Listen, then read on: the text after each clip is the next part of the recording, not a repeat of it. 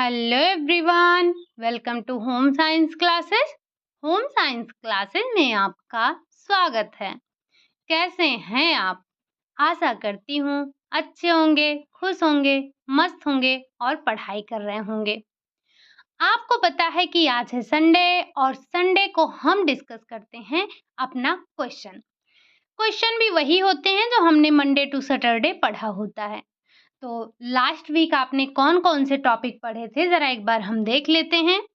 Last week आपने पढ़ा था कम्युनिकेशन को। कम्युनिकेशन से आपने कम्युनिकेशन में इसके महत्व को समझा था, इसके प्रकार को समझा था, साथ ही साथ आपने संचार मॉडल को भी देखा था। फिर हमने कार्यक्रम नियोजन की बात की थी। इसी में हमने पंचायती राज व्यवस्था के बारे में बात की थी। साथ ही साथ लगे हाथ हमने बात कर लिया था मूल्यांकन के बारे में। तो बस इन्हीं चारों टॉपिक को लेकर क्वेश्चन बनाए गए हैं। चलिए बढ़ते हैं हम आज के अपने पहले क्वेश्चन की तरफ। पेन और नोटबुक लेकर बैठिएगा। अगर कुछ नया लगे तो नोट डाउन करिएगा। साथ ही साथ मुझे ये भी बताइएगा कि आपने कितने क्वेश्चन सही किए हैं। ठीक, स्टार्ट करेंगे हम अपने टॉपिक कम्युनिकेशन से। पहला क्वेश्चन है आपका, डेंगू से बचाव के तरीकों को अधिक से अधिक लोगों तक पहुंचाने के लिए किस प्रकार के संचार माध्यम का प्रयोग किया जाना चाहिए?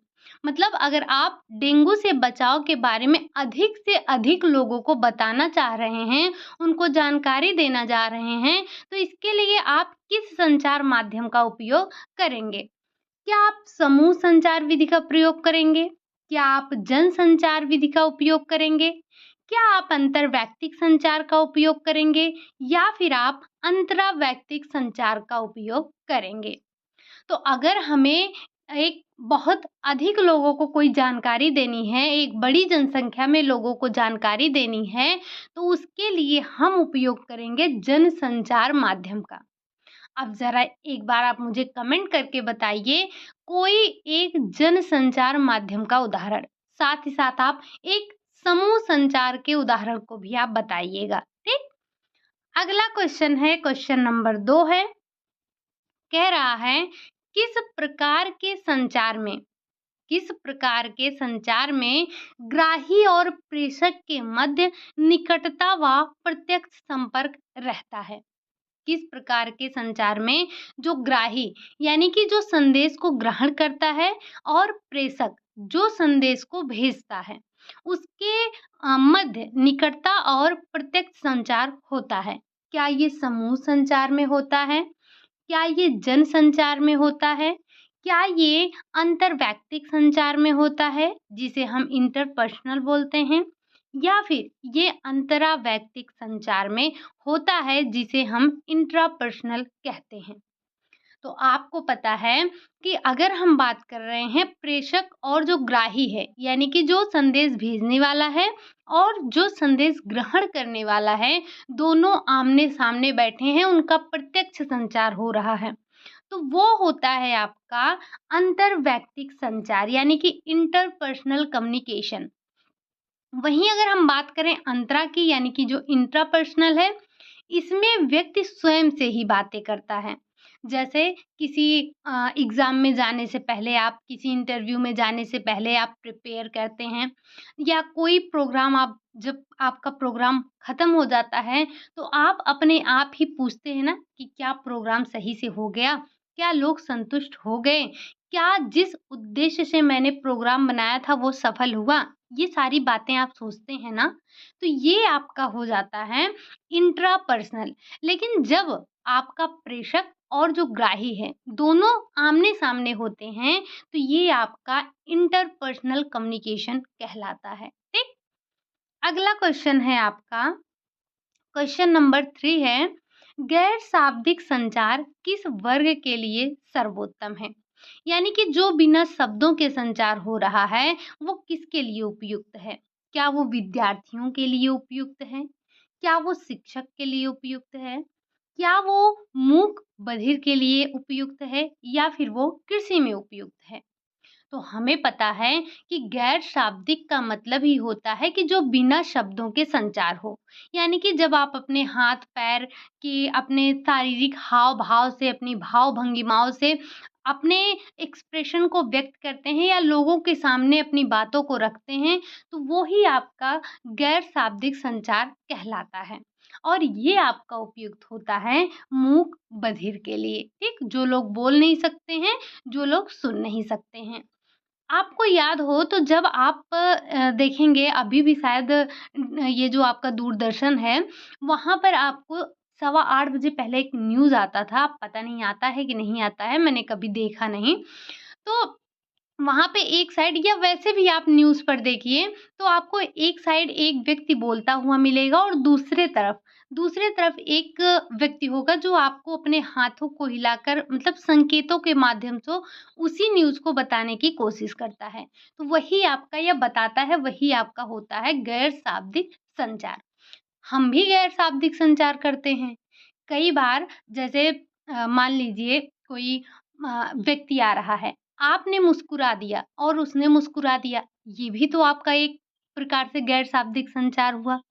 आप जा रहे थे या फिर मान लीजिए आपके घर पे बच्चे ही हैं, ठीक? अगर कोई बच्चे कोई बदमाशी कर रहे हैं और आपने उनको गुस्से से देख दिया, तो बच्चे समझ जाते हैं कि अब हमारी पिटाई होना तय है।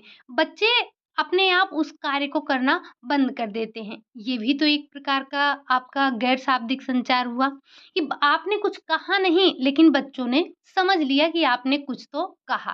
तो ये भी आपका गैर शाब्दिक संचार होता है। लेकिन जो यहाँ पर आपसे पूछा गया है कि किसके लिए सर्वोत्तम होता है, तो वो आपका होता है मूक बधिर के लिए। अगला क्वेश्चन है, क्वेश्चन नंबर 4 है आपका।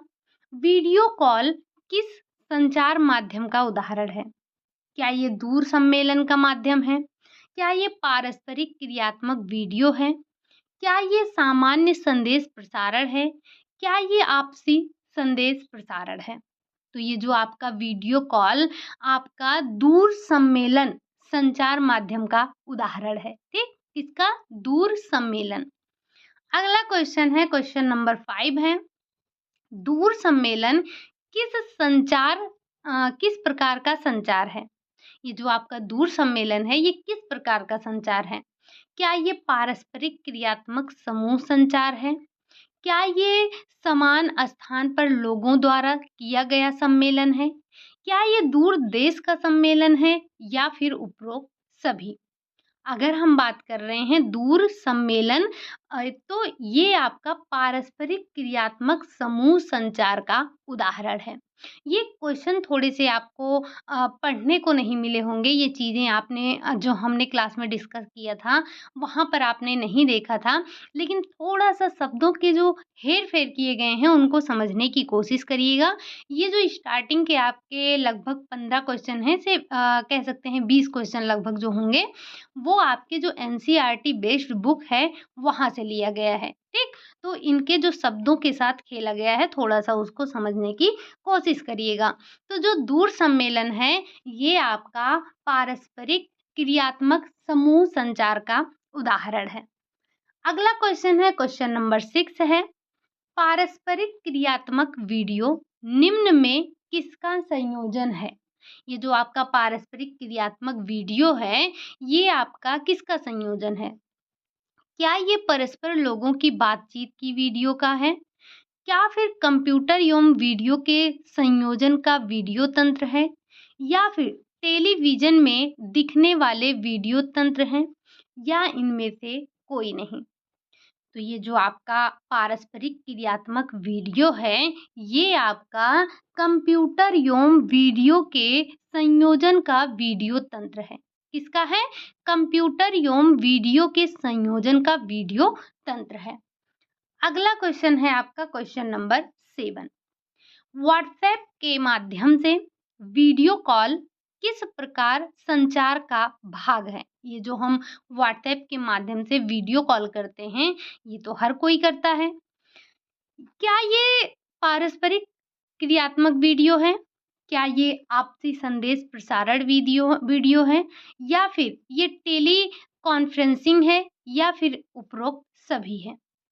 तो ये जो आपका व्हाट्सएप के माध्यम से जो हम वीडियो कॉल करते हैं, ये हमारा पारस्परिक क्रियात्मक वीडियो भी है, आपसी संदेश प्रसारण भी है, साथ ही साथ ये आपका टेली कॉन्फ्रेंसिंग के भी अंतर्गत आता है। तो यहाँ पर उपरोक्त सभी आपका राइट आंसर हो जाएगा। बढ़ते हैं हम अपने अगले क्वेश्चन पे। अगला क्वेश्चन है आपका क्वेश्चन नंबर 8 है। कह रहा है अंतरा संस्थागत संगठनों में किन के बीच संदेश प्रसारित होता है। ये जो आपका अंतरा संगठनात्मक जो संगठन है, इसमें किन के बीच संदेशों का जो है वो प्रसारित किया जाता है। क्या संस्थाओं के बीच होता है, मतलब एक संस्था दूसरे संस्था के बीच होता है, संगठनों के बीच होता है यानी कि एक संगठन दूसरे संगठन के बीच संदेशों का आदान प्रदान होता है, या फिर संस्थाओं, संगठनों में कार्य करने वाले लोगों के बीच होता है, या फिर इनमें से कोई नहीं। अच्छा ये बताइए, क्या आपने कभी देखा है कि एक संस्था दूसरी संस्था से बात कर रही हो, अपने विचारों का आदान-प्रदान कर रही हो, या एक संगठन दूसरे संगठन से बात कर रहा हो, अपने विचारों का आदान-प्रदान कर रहा हो? नहीं ना, नहीं देखा है ना, तो होता ही नहीं है तो देखेंगे कहाँ से? ये होता है जो आपका अंतरा संस्थागत संगठन होते हैं। इनमें जो संस्थाओं, संगठनों में जो कार्य करने वाले व्यक्ति होते हैं, उनके बीच में संचार होता है, उनके बीच में संदेशों का आदान-प्रदान होता है, संदेशों का प्रसारण होता है। ठीक? अगला क्वेश्चन है आपका क्वेश्चन नंबर 9 है। कम्युनिकेशन लैटिन भाषा के शब्द से लिया गया है। किस भाषा के शब्द, यानी कि वो जो लैटिन भाषा का शब्द है क्या है? क्या वो कम्युनिकेशन ही है? क्या वो कम्युनिश है? क्या वो कॉमन है? या फिर वो कम्युनो है? तो हमें पता है, हमने अपनी क्लास में भी ये डिस्कस किया था कि जो कम्युनिकेशन है वो लैटिन भाषा के शब्द कम्युनिस्ट से बना हुआ है, ठीक? जिसका अर्थ होता है टू मेक कॉमन, यानी कि सामान्य बनाना, ठीक? तो यहाँ पर जो कम्युनिकेशन लैटिन भाषा के शब्द कम्युनिस्ट से बना है। अगला पॉइंट है, यानी कि अगला क्वेश्चन है आपका क्वेश्चन नंबर 10 है। ये सारी क्वेश्चन, ये वाला क्वेश्चन हमने अपनी क्लास में डिस्कस नहीं किया था, लेकिन अगर आपने टेलीग्राम ज्वाइन किया है तो वहाँ पर हमने ये आपको भेजा था और बोला भी था कि आप पढ़ लीजिएगा। आप में से जिन्होंने भी टेलीग्राम ज्वाइन नहीं किया है, उनसे रिक्वेस्ट है कि आप टेलीग्राम ज्वाइन कर लीजिए। लिंक आपको डिस्क्रिप्शन में मिल जाएगा। वहाँ पे आपको जो आपकी एनसीईआरटी बेस्ड बुक है, उसमें से जो भी कुछ पॉइंट रहते हैं मैं वहाँ पर आपको भेज देती हूँ, जो हम यहाँ क्लास में डिस्कस नहीं करते हैं, जो कि हमें पता है कि आप आसानी से उन चीज़ों को समझ सकते हैं। तो मैं वहाँ पर भेज देती हूँ और आपका काम ये होता है उसको पढ़ना, क्योंकि उससे रिलेटेड क्वेश्चन हम यहाँ पर करते हैं। तो अगर आपने, जो हमने वहाँ पर भेजा था, अगर आपने पढ़ा होगा उस पेज को, अभी तक लगभग शायद मैंने कम से कम आपको 10 पेज के आसपास भेज दिया है। तो उम्मीद है कि आप सभी ने पढ़ा होगा, ठीक? छतेरा ग्राम परियोजना, इसकी शुरुआत कब हुई थी? छतेरा ग्राम परियोजना की शुरुआत कब हुई थी आपको बताना है। क्या ये 1960 में हुई थी? क्या ये 1965 में हुई थी? क्या ये 1969 यानी कि 69 में हुई थी? या फिर ये 1980 में हुई थी? अगर आपने पढ़ा है तो अच्छी बात है, नहीं पढ़ा है तो आप पेन और नोटबुक लेकर बैठे ही होंगे, ऐसा मैं उम्मीद कर रही हूँ। तो आप इस चीज़ को नोट डाउन ज़रूर कर लीजिएगा। ये जो आपका छतेरा ग्राम परियोजना है, ये आपका 1969 में शुरुआत किया गया था, ठीक? अगला क्वेश्चन है आपका क्वेश्चन नंबर 11 है। सूचना ग्रहण करने वाले तथा सूचना प्राप्त करने के बीच पूर्ण समझ का अर्थ होता है क्या? जो सूचना ग्रहण किया जाता है और जो सूचना को प्राप्त कर लिया जाता है, तो इनके बीच जो पूर्ण समझ होती है उसे क्या कहते हैं? विस्तार कहते हैं, संचार कहते हैं, विकास कहते हैं, या फिर इनमें से कोई नहीं? तो इसे हम कहते हैं संचार। आपका संचार तभी सार्थक होता है जब जो संदेश प्राप्त करता है अगर उसे सही अर्थों में ग्रहण भी करता है, तभी आपका जो संदेश होता है वो आपका संचार होता है। जब आप संदेश को जो व्यक्ति संदेश को प्राप्त करता है और जिस वे में कहा गया है उसी वे में ग्रहण भी करता है तभी आपका वो संचार कहलाता है। ठीक? अगला क्वेश्चन है क्वेश्चन नंबर 12 है, समुदाय रेडियो द्वारा प्रसारण के निम्न क्षेत्र हैं। जो समुदाय रेडियो होता है, समुदाय रेडियो द्वारा प्रसारण के कौन-कौन से क्षेत्र हैं? क्या एक राज्य से दूसरे राज्य तक है? क्या भौगोलिक तथा सामाजिक समानता के क्षेत्र तक है? एक देश से दूसरे देश तक है या फिर इनमें से कोई नहीं? तो जो आपका समुदाय रेडियो द्वारा प्रसारण होता है, उसका क्षेत्र आपका भौगोलिक तथा सामाजिक समानता के क्षेत्र तक होता है। अगला क्वेश्चन है आपका क्वेश्चन नंबर 13 है, विकास संबंधित लेखों और खबरों को प्रमुखता से छापना कहलाता है। जो विकास से संबंधित लेख होते हैं, खबर होते हैं, उनको प्रमुखता से छापना क्या कहलाता है? क्या ये आपका विकास संचार कहलाता है? क्या ये आपका विकास पत्रकारिता कहलाती है? क्या ये आपका सिर्फ पत्रकारिता कहलाता है या फिर ये संचार कहलाता है?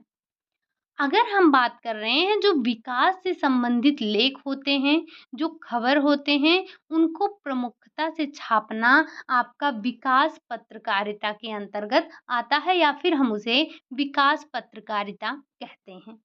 ठीक? अगला क्वेश्चन है क्वेश्चन नंबर 14 है, अभियान। क्या है? अभियान रेडियो, टेलीविजन, मुद्रण माध्यम तथा सूचना एवं संचार प्रौद्योगिकी निम्न में से किसकी विधियां हैं? फिर से क्वेश्चन को देखिएगा ध्यान से। जो अभियान रेडियो तथा टेलीविजन, मुद्रण माध्यम यानी कि वो जो छपित माध्यम है, लिखित माध्यम है, उसकी बात की जा रही है। मुद्रण माध्यम और सूचना एवं संचार प्रौद्योगिकी निम्न में से किसकी विधियां हैं? ये किसकी विधियां हैं? क्या ये विकास संचार की विधियां हैं? क्या ये विकास पत्रकारिता की विधियां हैं? क्या ये विकास अभियान की विधियां हैं? या फिर ये आपकी कोई नहीं है? तो हमें पता है कि ये जो सारी विधियों की बात हो रही है, ये विकास संचार विधियों के अंतर्गत आते हैं या इन्हें हम विकास संचार कहते हैं। ठीक?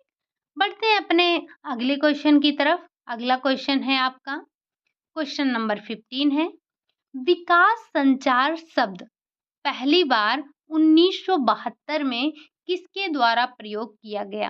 पहला क्वेश्चन आपके पहले क्वेश्चन में ही एक क्वेश्चन और छुपा है, क्या कि ये जो विकास संचार शब्द है इसका पहली बार कब उपयोग किया गया? तो कब उपयोग किया गया? 1972 में।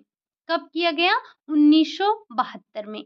आपको बताना है कि किसके द्वारा किया गया। ठीक?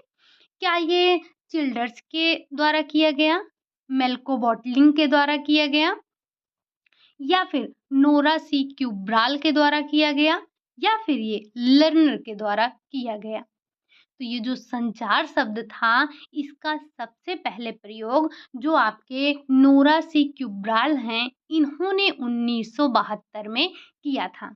किस शब्द का प्रयोग? तो विकास संचार शब्द का प्रयोग किया था। ठीक? जरा आप मुझे एक बार बताइए जो एक्सटेंशन शब्द है, एक्सटेंशन शब्द का प्रयोग कृषि के क्षेत्र में सबसे पहले किसके द्वारा किया गया था? ये जो आपका प्रसार शब्द है ये सबसे पहले किसके द्वारा किया गया था? और इसको आपने जब पढ़ा था, क्या पढ़ा था? जब आपने एक्सटेंशन एजुकेशन की दूसरी क्लास पढ़ी थी, वहीं पर हमने डिस्कस किया था और इस चीज़ को हमने क्वेश्चन में भी किया था और ये आपसे कई बार पूछा भी जा चुका है। तो थोड़ा-सा अपने दिमाग पर जोर डालिएगा और 2 क्वेश्चन का आंसर दीजिएगा कि सबसे पहले प्रसार शब्द का प्रयोग किसने और कब किया था? ठीक? यहाँ से आपके लिए 2 क्वेश्चन आज रेडी हो गया यानी कि एक तो पहला हमने पहले क्वेश्चन में ही 2 क्वेश्चन पूछा था, जनसंचार और समूह संचार के उदाहरण एक-एक पूछे थे और दूसरा क्वेश्चन आपका ये है कि सबसे पहले प्रसार शब्द का प्रयोग कब और किसने किया था? आपका एक्सटेंशन एजुकेशन यानी कि जो आपका प्रसार शिक्षा है, ये बिल्कुल समाप्ति की ओर है और आपसे जो हम पहली या दूसरी क्लास में पढ़ते हैं, बस वहीं से क्वेश्चन पूछा गया है। तो मुझे उम्मीद है कि आप सभी इसका जवाब ज़रूर देंगे। बढ़ते हैं अपने अगले क्वेश्चन की तरफ। क्वेश्चन नंबर 16 है, ठीक? पूछ रहा है आपसे कि छतेरा ग्राम परियोजना जो कि 1969 यानी कि 1969 में दिल्ली के छोटे से गांव पर ध्यान केंद्रित करने के लिए शुरू की गई है। ये तो बात इतनी बता गई। क्वेश्चन यहाँ पर है कि इस परियोजना में कौन सा समाचार पत्र जुड़ा है? इस परियोजना से कौन सा समाचार पत्र आपका जुड़ा है? क्या वो नवभारत टाइम्स है? क्या वो हिंदुस्तान टाइम्स है? क्या वो पंजाब केसरी है या फिर वो दैनिक जागरण है?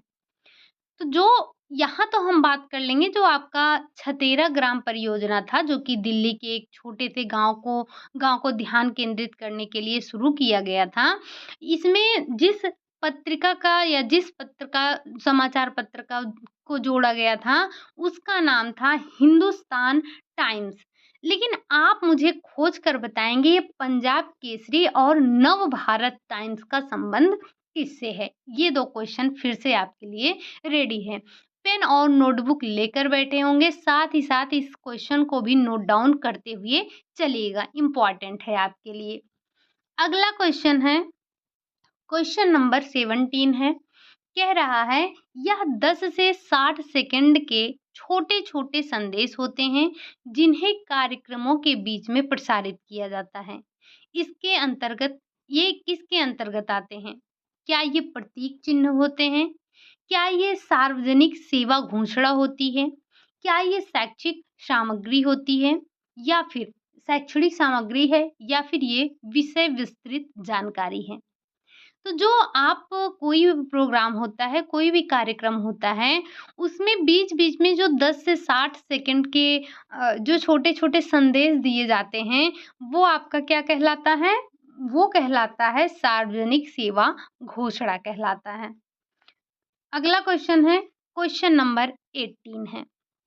आपको बताना है स्वयोजना स्वयोजना महिला संघ जिसे हम सेवा कहते हैं भारत में डॉट डॉट डॉट लाखों निर्धन महिलाओं का संगठन है। यानी कि ये जो स्व सेवा है आपका जो सेवा है ये कैसे कैसे निर्धन का संगठन है? क्या ये औपचारिक क्षेत्र का है, कारोबारी क्षेत्र का है, अनौपचारिक क्षेत्र का है, ये फिर संचार क्षेत्र का है?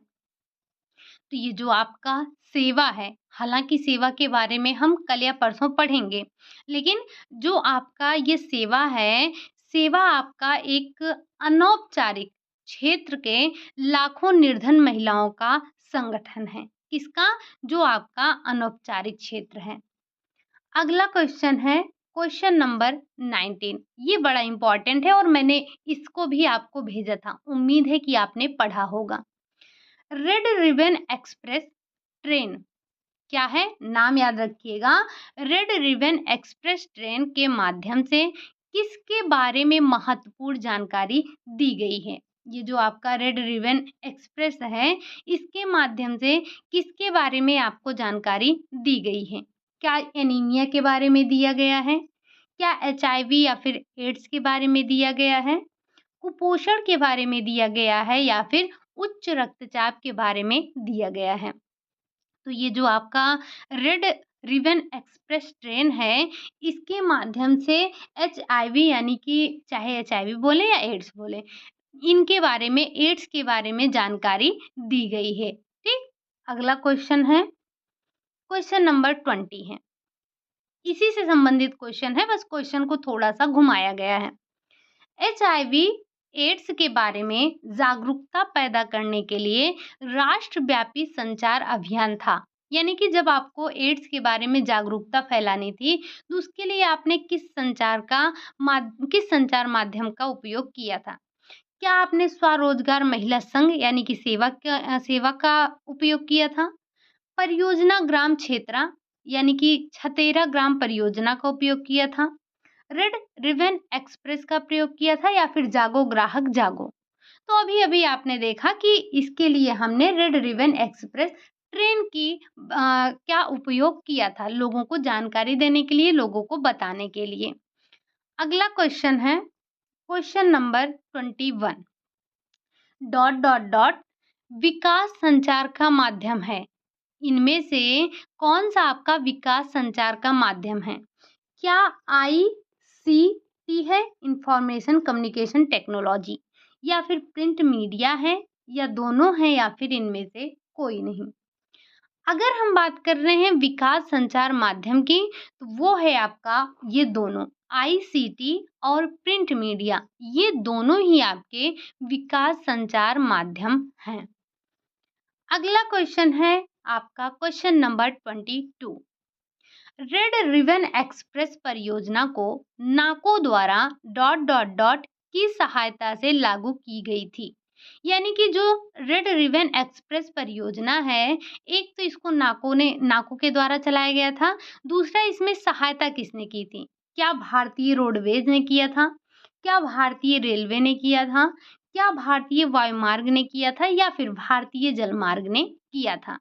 तो जो आपको पता है कि हमने रेड रिबन एक्सप्रेस ट्रेन का उपयोग किया था, जो कि आपका एक है भारतीय रेल के द्वारा, ये भारतीय रेल सेवा के ये सहयोग से ही ये योजना चलाई गई थी, ठीक? तो रेड रिबन एक्सप्रेस परियोजना को नाको द्वारा भारतीय रेल के सहयोग से लागू किया गया था, ठीक? इसमें ध्यान रखिएगा कि आप रेड रिबन एक्सप्रेस यानी कि रेलवे का यहाँ पर सहारा लिया गया था।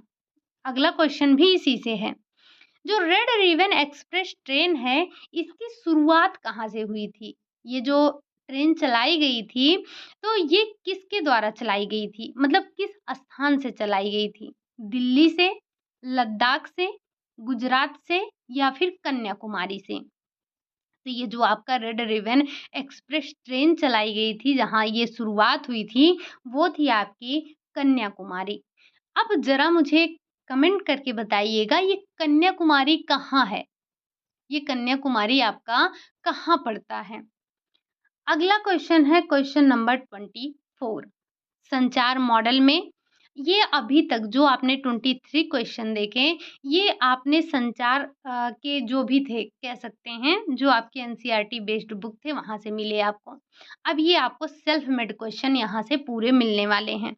तो जो भी नया लगेगा, उन्हें नोट डाउन ज़रूर करिएगा। उम्मीद है कि जो पीछे अभी तक 23 क्वेश्चन आपने किए, इसमें काफ़ी चीज़ें आपको मिली होंगी नोट डाउन करने लायक।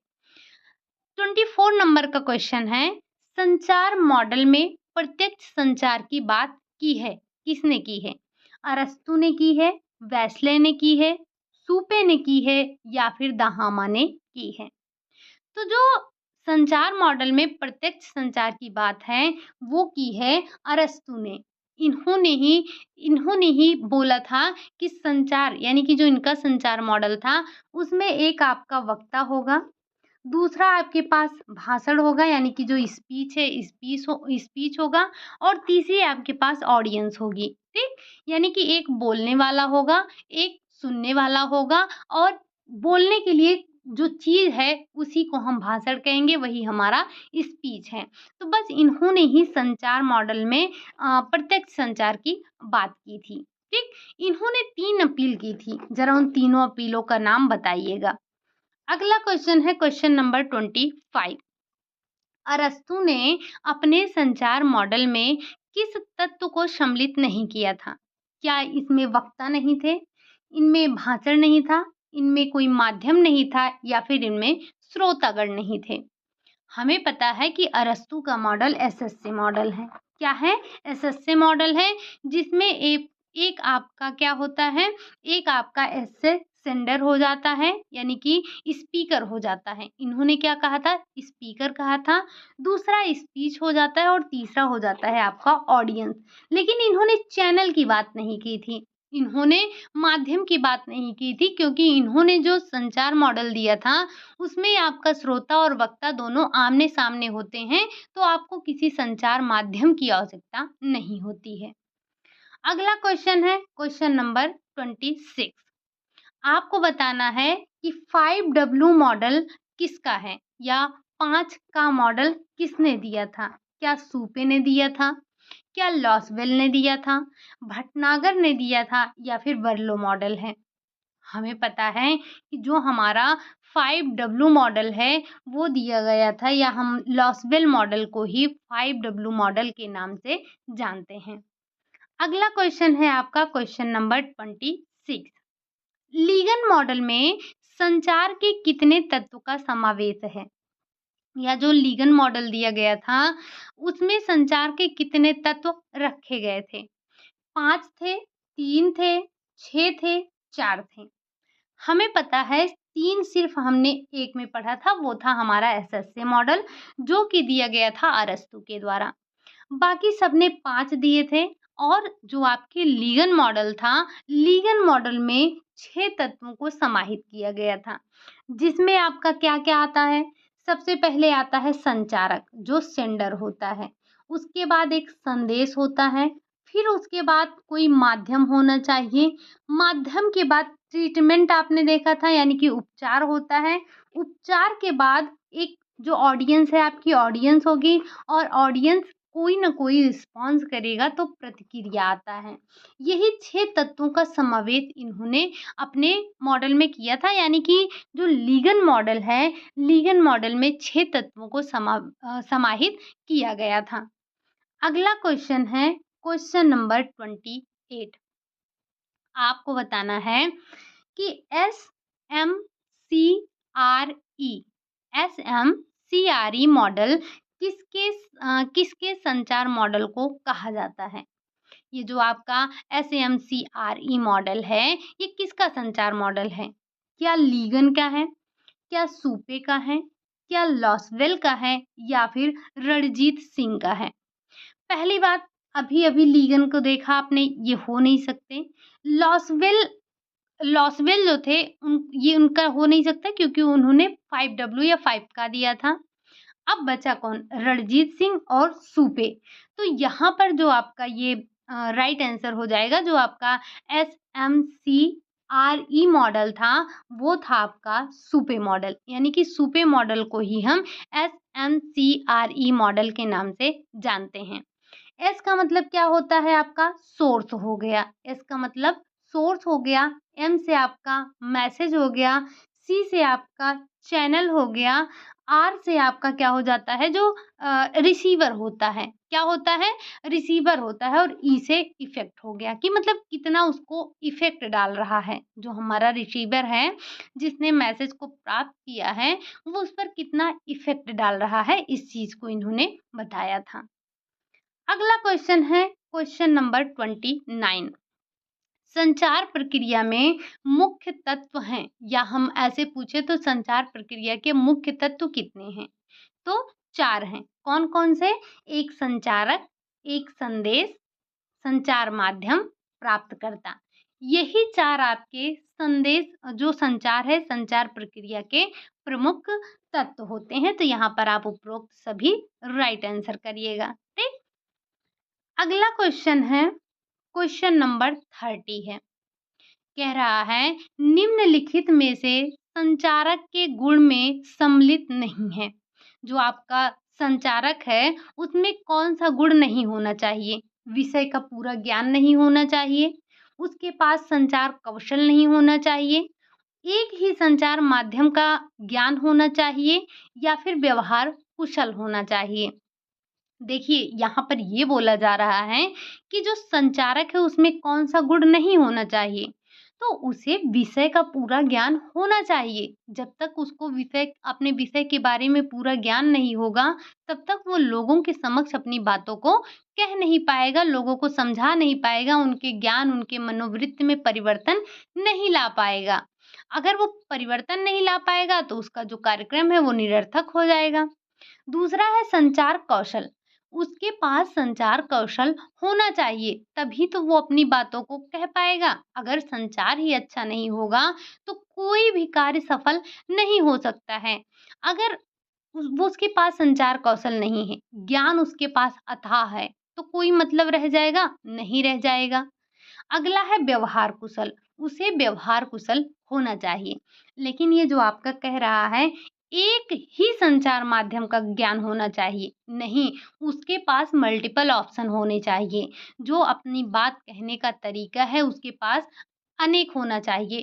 तो यहाँ पर आपका एक ही नेगेटिव पॉइंट दिख रहा है, कौन-सा? वो है एक ही संचार माध्यम का ज्ञान, ठीक? अगला क्वेश्चन है, क्वेश्चन नंबर 31। संदेश होना चाहिए, जो मैसेज होता है वो हमारा कैसा होना चाहिए? अव्यावहारिक होना चाहिए, खर्चीला होना चाहिए, प्रभावशाली होना चाहिए या फिर उपरोक्त सभी। तो हमने देखा था ना कि मैसेज के गुण क्या-क्या होने चाहिए या मैसेज की विशेषताएँ क्या-क्या होनी चाहिए। तो क्या मैसेज अव्यावहारिक होना चाहिए? गलत। खर्चीला होना चाहिए? गलत। प्रभावशाली होना चाहिए? यस। जो मैसेज हम देते हैं वो प्रभावशाली होना चाहिए, सरल होना चाहिए, मितव्ययी होना चाहिए और आपका व्यावहारिक भी होना चाहिए, प्रभावी भी होना चाहिए। तो यहाँ पर संदेश आपका कैसा होना चाहिए? प्रभावशाली होना चाहिए। अगला क्वेश्चन है, क्वेश्चन नंबर 32। संदेश की विशेषता नहीं है, यानी कि संदेश आपका कैसा नहीं होना चाहिए? दोहराए जाने वाला, मितव्ययी होना चाहिए, व्यावहारिक होना चाहिए या फिर कठिन। तो हमें यहाँ पर नेगेटिव पॉइंट को ढूँढना है। क्या है? जो हमारा संदेश है वो दोहराए जाने योग्य होना चाहिए, मितव्ययी होना चाहिए, व्यावहारिक होना चाहिए, लेकिन कठिन नहीं होना चाहिए। तो हमारे संचार की ये विशेषता नहीं है कि संचार जो है हमारा कठिन हो, क्लिष्ट हो। हम जो संदेश किसी को दें वो इतने क्लिष्ट शब्दों का प्रयोग करें कि जो हमारा श्रोता है, ये जो हमारा प्राप्तकर्ता है, वो संदेश को समझ ही ना पाए, उसे पढ़ ही ना पाए। तो हमारा संदेश बिल्कुल सरल, स्पष्ट होना चाहिए, ठीक? अगला क्वेश्चन है, क्वेश्चन नंबर 33। विराट जनसंपर्क के लिए उपयुक्त संचार माध्यम है। जब आप विराट जनसंपर्क कर रहे हों, तो इसके लिए सबसे उपयुक्त माध्यम क्या है? क्या टेलीफ़ोन है? क्या पोस्टर है? क्या रेडियो है या फिर इनमें से कोई नहीं? तो हमें पता है कि अगर हमें विराट जनसंपर्क करना है, तो इसके लिए सबसे उपयुक्त जो माध्यम होगा, वो होगा आपका रेडियो। क्या होगा? रेडियो होगा, ठीक?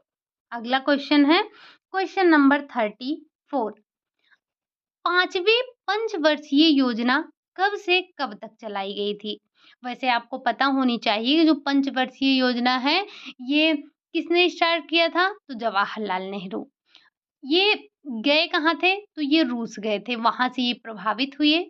स्वतंत्रता प्राप्ति के बाद ये रूस गए थे, वहाँ से जब पंचवर्षीय योजना चल रही थी, वहाँ पे ये देखे तो उससे प्रभावित हुए और 1950 में ये भारत लौट कर आए। 1951 से इन्होंने पंचवर्षीय योजना की शुरुआत की। कुल पंचवर्षीय योजना 12 चलाई गई थी। प्रथम पंचवर्षीय योजना की शुरुआत 1 अप्रैल 1951 से हुई थी। आपको बताना है कि जो 5वीं पंचवर्षीय योजना थी, वो कब से कब तक चली थी, ठीक?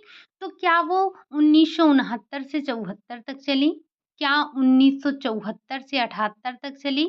क्या 1980 से 1985 चली थी? क्या 1986 से 1990 चली थी? तो जो हमारी पंचवर्षीय योजना थी, आपको लग रहा होगा कि ये 1900 क्या है 1974 से 78, ये इतना कम टाइम है। अगर आपको पता नहीं है कि जो हमारी पंचवर्षीय योजना थी, एक योजना ऐसी भी थी जो कि पूरा 5 वर्षों तक नहीं चली थी। तो उसका टाइम पीरियड कम था, जो कि 1974 से स्टार्ट हुई थी लेकिन सिर्फ़ 78 तक ही चली थी। यहाँ पर इस टाइम पे सत्ता परिवर्तन हुआ था, तो बीच में ही आपकी पंचवर्षीय योजना रुक गई थी, ठीक? तो इसे आप ऐसा मत कीजिएगा कि आप 74 से स्टार्ट करें, 5 साल जोड़ें, ये 5 साल तक आपकी नहीं चली थी। अगला क्वेश्चन है, क्वेश्चन नंबर 35। किस पंचवर्षीय योजना में जय जवान जय किसान का नारा दिया गया था? किस पंचवर्षीय योजना में जय जवान जय किसान का नारा दिया गया था? क्या वो प्रथम था, दूसरी पंचवर्षीय योजना थी, तीसरी पंचवर्षीय योजना थी या फिर वो चौथी पंचवर्षीय योजना थी? अगर हम बात करें जय जवान जय किसान का नारा दिया था, तीसरी पंचवर्षीय योजना में दिया गया था। लेकिन लेकिन क्वेश्चन आपके लिए एक यहाँ से तैयार है कि ये जो जय जवान जय किसान का नारा दिया गया था, ये किसके द्वारा दिया गया था? ठीक? और साथ ही साथ ये भी बताइएगा ये जो तीसरी पंचवर्षीय योजना थी, ये कब से कब तक चलाई गई थी? ठीक? अगला क्वेश्चन है, किस समयावधि को योजनावकाश के नाम से जाना जाता है? किस समयावधि को योजनावकाश के नाम से जाना जाता है? क्या वो है 1951 से 1955, 1960 से 1965, 1966 से 1969 या 1998 से 1980? ये थोड़ा-सा उल्टा हो गया। कोई बात नहीं, वैसे भी ये आपका आंसर तो है नहीं। तो जो आपका योजनावकाश का समय था, वो था आपका 1966 से 1969 का जो समय पीरियड था या जो आप कह सकते हैं समय था, वो आप योजनावकाश के नाम से जाना जाता है। ठीक? अगला क्वेश्चन है, क्वेश्चन नंबर 37। प्रथम पंचवर्षीय योजना की शुरुआत कब हुई थी? तो अभी-अभी हमने बताया कि 1950 में जो हमारे पंडित जवाहरलाल नेहरू थे, वो रूस से लौट कर आए थे और वहाँ की पंचवर्षीय योजना से ये प्रभावित हुए थे। तो आकर इन्होंने 1951 में पंचवर्षीय योजना की शुरुआत की और पहली पंचवर्षीय योजना 1951 में स्टार्ट हुई थी। ठीक? अगला क्वेश्चन है क्वेश्चन नंबर 38। राजस्थान के नागौर जिले में पंचायती राज की स्थापना कब हुई? और आपको पता है कि प्रथम पंचायती राज की व्यवस्था कहाँ पर लागू हुई थी या कहाँ पर स्थापना हुई थी? तो वो हुई थी राजस्थान के नागौर जिले में। कब हुई थी? क्या ये 1950 में हुई, 1955 में हुई, 1959 में हुई या फिर 1960 में हुई थी?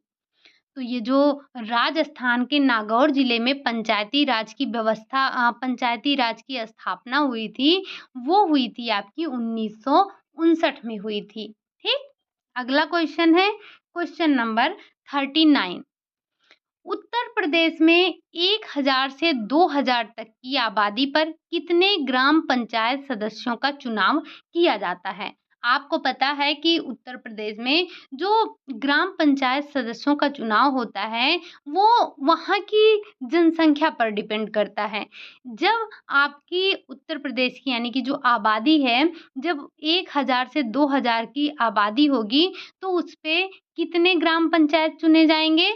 तो उस टाइम पर आपके 11 ग्राम पंचायत सदस्यों की चुनाव होगी। जब 2000 से ऊपर रहेंगे और जब 3000 से ऊपर रहेंगे, तब एक बार आप कमेंट करके बताइए कितने-कितने सदस्यों का चुनाव होगा। अगला क्वेश्चन है क्वेश्चन नंबर 40 है। पंचायती राज दिवस कब मनाया जाता है? क्या 10 जनवरी को मनाया जाता है? 24 अप्रैल को मनाया जाता है, 2 अक्टूबर को मनाया जाता है या फिर 10 दिसंबर को मनाया जाता है? तो ये जो आपका पंचायती राज दिवस मनाया जाता है, वो आपका मनाया जाता है 24 अप्रैल को। ठीक? अगला क्वेश्चन है क्वेश्चन नंबर 41। पंचायत समिति को मध्य प्रदेश में किस नाम से जाना जाता है? जो आपकी पंचायत समिति है, इसको मध्य प्रदेश में किस नाम से जाना जाता है? क्या पंचायत समिति के नाम से जाना जाता है? आंचलिक पंचायत के नाम से जाना जाता है? जनपद पंचायत के नाम से जाना जाता है या फिर क्षेत्र पंचायत के नाम से जाना जाता है? तो इसका तो आंसर आपका हो जाएगा जनपद पंचायत। यानी कि जो आपका पंचायत समिति है मध्य प्रदेश में, इसको हम जनपद पंचायत के नाम से जानते हैं और ये जो आपका पंचायत समिति है, ये महाराष्ट्र में बोला जाता है। ठीक? ये जो आंचलिक पंचायत है, आंचलिक पंचायत आप बंगाल और असम में सुनने को मिलेगा। ज़रा बताइएगा ये जो क्षेत्र पंचायत है, ये किस राज्य में बोला जाता है? यानी कि जो पंचायत समिति है, उसको क्षेत्र पंचायत किस राज्य में बोला जाता है? ठीक? अगला क्वेश्चन है क्वेश्चन नंबर 42। कार्यक्रम नियोजन क्यों आवश्यक है? ये जो कार्यक्रम नियोजन किया जाता है, आपने पढ़ा भी है, क्यों आवश्यक है? क्या कार्य में बाधा के लिए? क्या कार्य में विलंब हो इसलिए किया जाता है? आगामी कार्य नियोजन से बचने के लिए कि जो हम आगामी कार्य नियोजन करें उसको उससे बच सकें, या फिर कार्यक्रम की सफलता के लिए। तो जो हम कार्यक्रम नियोजन बनाते हैं, बनाना इसलिए आवश्यक हो जाता है ताकि जो हमारा कार्यक्रम है वो सुचारू रूप से सफल हो चुके, कार्य में कोई बाधा न आए, कार्य हमारा विलंब से स्टार्ट ना हो। आपको पता है ना कि जब हम कार्य योजना बनाते हैं तो उसमें ये देखते हैं कि हमें कार्य कब, कितने समय में, किसके द्वारा, कहाँ पर, ये कौन आएगा, कौन जाएगा, ये सारा ब्यौरा लिखते हैं ना। तो उसी चीज़ को बताया जा रहा है कि ये कार्यक्रम आवश्यक है ताकि ये कार्यक्रम नियोजन आवश्यक है ताकि जो हमारा कार्यक्रम है वो सफलतापूर्वक हो सके। अगला क्वेश्चन है क्वेश्चन नंबर 43। कार्यक्रम नियोजन होना चाहिए। ये जो आपका कार्यक्रम नियोजन है वो कैसा होना चाहिए? सरल और पारदर्शी होना चाहिए, व्यवहारिक होना चाहिए, लचीलापन होना चाहिए, उपरोक्त सभी। तो जो हमारा कार्यक्रम है, कार्यक्रम नियोजन में ये सारे गुण होने चाहिए। कार्यक्रम नियोजन आपका सरल और पारदर्शी होना चाहिए। मतलब बिल्कुल सरल हो, हर कोई उसे देखकर समझ सके कि क्या प्रोग्राम किया गया है, कितना पैसा लगा है, कहाँ से आएगा पैसा, कम होगा तो कहाँ से आएगा, ये सारी चीज़ें उसमें लिखी होनी चाहिए। व्यवहारिक होना चाहिए, उसमें हेर-फेर भी किया जा सके, ऐसा लचीलापन उसमें होना चाहिए। तो कह सकते हैं ये सारे के सारे हमारे कार्यक्रम नियोजन की विशेषताएँ हैं। ठीक? अगला क्वेश्चन है क्वेश्चन नंबर 44। कार्यक्रम नियोजन का प्रथम चरण है। कार्यक्रम नियोजन का प्रथम चरण क्या है? क्या कार्य योजना तैयार करना है, कार्यक्रम का क्रियान्वयन करना है, तथ्यों की जानकारी करना है, या फिर मूल्यांकन करना है? मूल्यांकन तो हम बाद में करते हैं, लेकिन जो कार्यक्रम नियोजन का सबसे पहला चरण होता है, वो होता है कि आप तथ्यों के बारे में जानकारी एकत्र करें। ठीक? तो कार्यक्रम नियोजन का पहला चरण जो होता है, वो होता है तथ्यों की जानकारी प्राप्त करना। अगला क्वेश्चन है आपका क्वेश्चन नंबर 45 है। कार्यक्रम नियोजन का अंतिम चरण क्या है? क्या मूल्यांकन करना है, पुनर्विचार करना है, स्थितियों का विश्लेषण करना है, या फिर इनमें से कोई नहीं? तो हमें पता है आप यहाँ पर गलती से भी मूल्यांकन मत लगाइएगा, क्योंकि मूल्यांकन दिया है इसका मतलब ये नहीं है कि यही अंतिम चरण है। हाँ, हम मूल्यांकन बाद में करते हैं, लेकिन ये ज़रूरी नहीं है कि ये हमारा अंतिम चरण हो, क्योंकि मूल्यांकन करने के बाद हम पुनर्विचार करते हैं। पुनर्विचार हमारा अंतिम चरण होता है। पहले हम मूल्यांकन कर लेते हैं कि कहाँ असफलता रही, कहाँ सफलता रही, ये सारी चीज़ें देख लेते हैं। फिर मूल्यांकन करते हैं कि हमारा कार्यक्रम अगर सफल हुआ तो किन किन चीज़ों का योगदान था, अगर सफल नहीं हुआ तो कहाँ पर कमी रह गई, उस चीज़ को हम सुधारते हैं। ठीक? अगला क्वेश्चन है क्वेश्चन नंबर 46। किसी एजेंसी या संस्था द्वारा जो कार्यक्रम चलाए जाते हैं उनका मूल्यांकन अगर उसी संस्था द्वारा किया जाता है तो कहलाता है। तो ये किस प्रकार का मूल्यांकन होगा? मतलब किसी एजेंसी या फिर कोई संस्था है, अगर उसी के द्वारा कार्यक्रम चलाया जा रहा है, उसी से मूल्यांकन, वही मूल्यांकन कर रहा है, तो ये आपका किस प्रकार का मूल्यांकन होगा? क्या ये आंतरिक मूल्यांकन होगा? क्या ये बाह्य मूल्यांकन होगा? क्या ये कार्यशैली का मूल्यांकन होगा, या फिर ये स्व का मूल्यांकन होगा? तो यहाँ पर जो कोई एजेंसी या संस्था है, कोई काम चला रहा है और वही एजेंसी या संस्था अपने कार्यों का मूल्यांकन कर रहा है, तो ये आपका आंतरिक मूल्यांकन कहलाएगा। स्व मूल्यांकन पर कभी मत जाइएगा, क्योंकि स्व मूल्यांकन होता है अपना ही मूल्यांकन करना। जैसे आपका एग्ज़ाम है टीजीटी, पीजीटी का, तो आप खुद से बोल रहे हैं कि क्या मेरा ये पोर्शन तैयार है? क्या मैंने ये प्रैक्टिस सेट लगाया है? क्या मैं एग्ज़ाम के लिए प्रिपेयर हूँ? आप चेक करते हैं ना, तो ये आपका होता है स्वमूल्यांकन। लेकिन यहाँ पर आपका होगा आंतरिक मूल्यांकन। यही जब कोई बाहर से संस्था आती है, कोई बाहर से एजेंसी आती है चेक करने के लिए, तो आपका बाह्य मूल्यांकन हो जाता है। अगला क्वेश्चन है question number 47। Dot dot dot मूल्यांकन में पूरे कार्यक्रम पर मूल्यांकनकर्ता की नज़र रहती है। यानी कि किस मूल्यांकन में, किस प्रकार के मूल्यांकन में पूरे कार्यक्रम में मूल्यांकनकर्ता की नज़र रहती है और उसकी संलग्नता कार्यक्रम के साथ बनी रहती है। कहने का मतलब ऐसा कौन-सा मूल्यांकन है जो कार्यक्रम चलता रहता है और उसके बीच में मूल्यांकन होता रहता है। तो ये क्या आपका कार्यक्रमांतर्गत मूल्यांकन है, कार्यक्रमोत्तर मूल्यांकन है या फिर समाहारिक मूल्यांकन है या फिर ये आपका वैज्ञानिक मूल्यांकन है? अगर हम बात कर रहे हैं कि कार्यक्रम के साथ-साथ होने वाली जो आपका मूल्यांकन है, तो वो है कार्यक्रमांतर्गत यानी कि कार्यक्रम के होते हुए या कार्यक्रम के चलते-चलते जो मूल्यांकन किया जाता है, वो आपका कार्यक्रमांतर्गत मूल्यांकन होता है यानी कि कार्य के अंतर्गत। और जो कार्यक्रमोत्तर होता है, ये कार्य समाप्त होने के बाद जो मूल्यांकन किया जाता है, उसी को ही हम कार्यक्रमोत्तर मूल्यांकन कहते हैं या कार्यक्रम समाप्ति के पश्चात का मूल्यांकन कहते हैं। अगला क्वेश्चन है, क्वेश्चन नंबर 48 है, कार्यक्रम नियोजन में मूल्यांकन की क्या उपयोगिता है? यानी कि जो आप कार्यक्रम नियोजन कर रहे हैं, उसमें मूल्यांकन की क्या आवश्यकता है? क्या कार्यक्रम के सुधार में, क्या जनता के समक्ष रिपोर्ट प्रस्तुत करने में, सूचनाओं का प्रसारण करने में या फिर उपरोक्त सभी? तो जो भी हम कार्यक्रम नियोजन करते हैं उसमें मूल्यांकन की उपयोगिता ये होती है कि इससे हमारे कार्यक्रम में सुधार होता है, जनता के समक्ष हम आसानी से अपने रिपोर्ट को प्रस्तुत कर सकते हैं, सूचनाओं का हम प्रसारण करने के लिए करते हैं। तो यहाँ पर उपरोक्त सभी आपका राइट आंसर हो जाएगा। अगला क्वेश्चन है, क्वेश्चन नंबर 49 है, जनसंचार माध्यम में संदेश प्रवाह की दिशा होती है, कैसी होती है? क्या ये दो तरफा संचार है? क्या ये एक तरफा संचार है? धीमा संचार है या फिर इनमें से कोई नहीं? अच्छा ये बताइए कि जैसे जो रेडियो पर आपको संदेश दिया जाता है, क्या ये एक तरफा होता है कि दो तरफा होता है? तो जो रेडियो पर संचार दिया जाता है वो आपका एक तरफ़ा संचार होता है। यानी कि आप उस पे प्रतिक्रिया अपनी नहीं दे सकते हैं और ये धीमा संचार नहीं होता है, ये तेज़ी का संचार होता है। आप देखिए कोई चीज़ टीवी पर आए या कोई चीज़ न्यूज़ में देखिए या कह सकते हैं रेडियो में देखिए तो ये चीज़ें जो हैं बहुत तेज़ी से वायरल होती हैं, बहुत तेज़ी से फैलती हैं। ये धीमा संचार नहीं है, ठीक?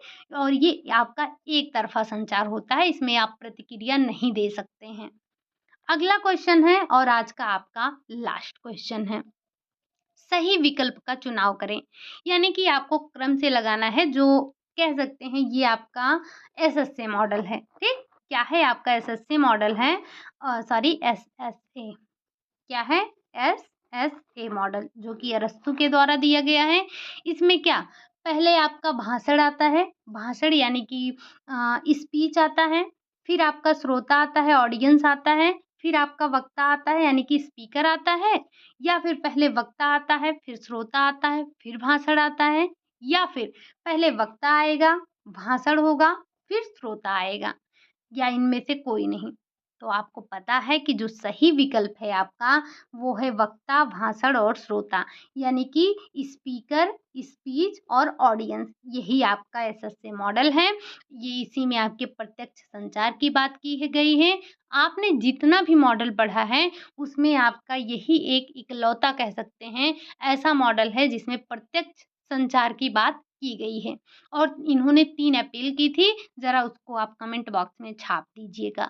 हालाँकि मैंने बहुत ज़्यादा क्वेश्चन नहीं पूछा है, तब भी उम्मीद है कि आपसे 5 या 6 क्वेश्चन तो मैंने पूछ लिए हैं। अगर आपको लगता है कि आपने कुछ पढ़ा है, चीज़ें आपको समझ में आई हैं, तो प्लीज़ आपसे हाथ-पैर जोड़ के निवेदन है कि आप उसका आंसर ज़रूर दीजिएगा। ठीक?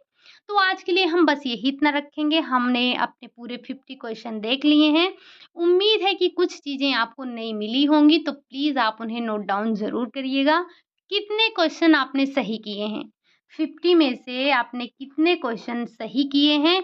एक बार कमेंट बॉक्स में ज़रूर छापिएगा कि आपने 50 में से कितने क्वेश्चन सही किए हैं। अगर आपने पिछले वीक आपने अगर अच्छे से पढ़ाई की होगी, तो उम्मीद है कि आप लगभग-लगभग 45 के आसपास तो पहुँच ही गए होंगे। मानती हूँ मैं कि आपने 4 से 5 क्वेश्चन नए मिले होंगे। हालाँकि अगर आपने टेलीग्राम जॉइन किया है तो एक भी क्वेश्चन आपको अलग से नहीं मिला होगा। फिर भी जो नया मिला है, अगर आपने अभी तक टेलीग्राम जॉइन नहीं किया है तो जॉइन कर लीजिए और जो भी नए पॉइंट मिले हैं उन्हें नोट डाउन ज़रूर कर लीजिएगा। ठीक? तो आज के लिए बस हम यही इतना रखेंगे। क्लास आपको कैसी लगी? अगर अच्छी लगी हो तो लाइक करिएगा, चैनल को सब्सक्राइब करिएगा, साथ ही साथ कमेंट ज़रूर कीजिएगा, मुझे बहुत अच्छा लगेगा। ठीक? चलिए फिर मिलते हैं नेक्स्ट क्लास में, तब तक के लिए बाय बाय, टेक केयर।